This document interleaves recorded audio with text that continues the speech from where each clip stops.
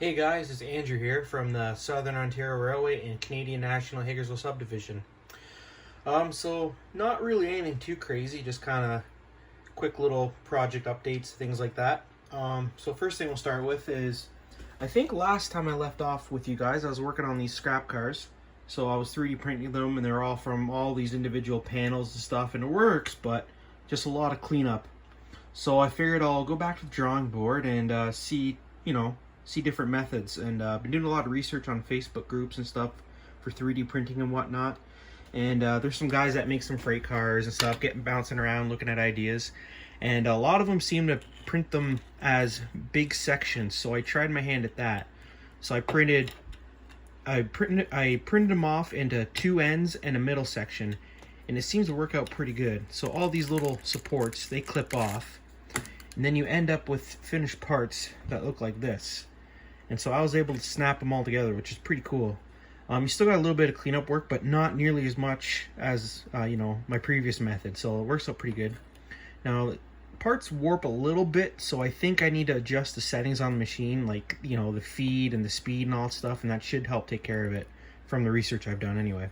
But you can see these just all pop together. So you got this end, I call it the male end, fits into the female end. You can see I got the recessed and everything allowed for it, so it fits in pretty good. So I've been messing around with that, and I have enough parts now to make about 4 cars. So I'm gonna put them together, clean them all up, and I got a good start to the fleet now. So I'm gonna keep pumping these out and mess around with settings and make some more.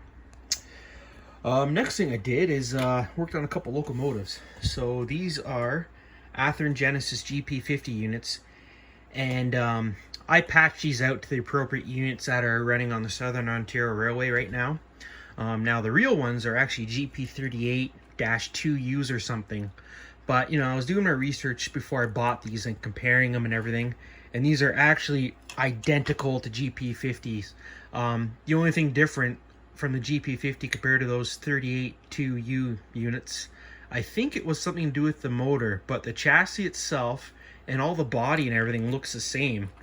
So I got these are really good stand-in for what I needed.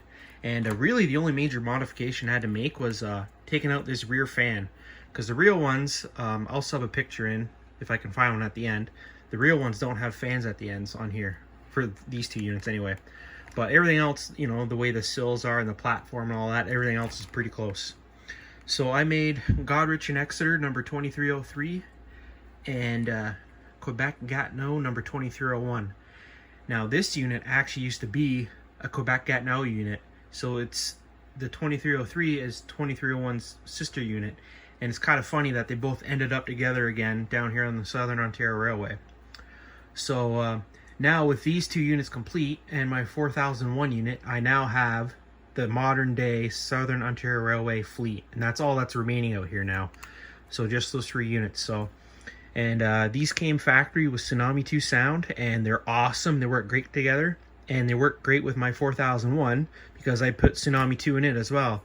And it's a Proto 2000 drive, and ironically, the speed match is perfect with these. I couldn't believe it. So I didn't really have to do any major tweaking or anything to it. So they run great together. So I can mix and match the 3 of them, and they all run evenly together. It's awesome. So really happy with these. Excited to have them. A couple more details that I do need to put on is on the rear of both these units, there's actually a snorkel on the rear by the lights, and I don't know what that would be for, but that would be a neat little detail. So I'm gonna draw those up in CAD, and then I'm gonna 3D print them. So it should be pretty cool. Anyway, that's really all I've got for major projects. Recently got married, which was awesome. That's why I kind of been quiet on here for the last little while. I've been trying to sort out our COVID wedding, so to speak. Everything turned out great. It was a beautiful day, and everybody had lots of fun.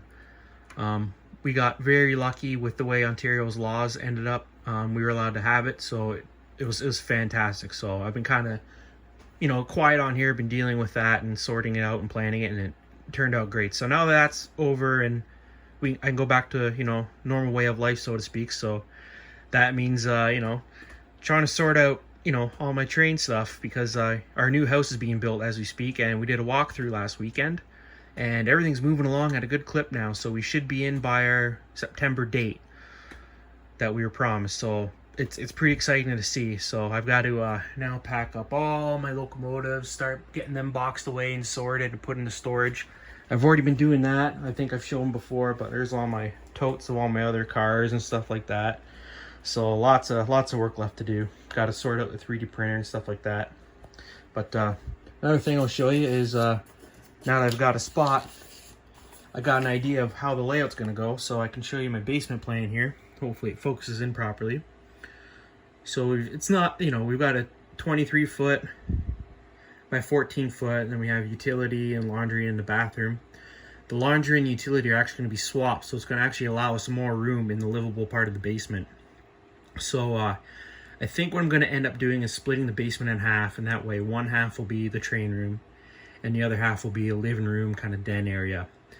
It's not, you know, the train room isn't quite as big as I wanted it to be, but I think it's going to be better in the end because it'll be more manageable. Because as nice as it is to have such a nice, big, beautiful layout, it's also a lot to you know, control and finish and keep track of things, you know.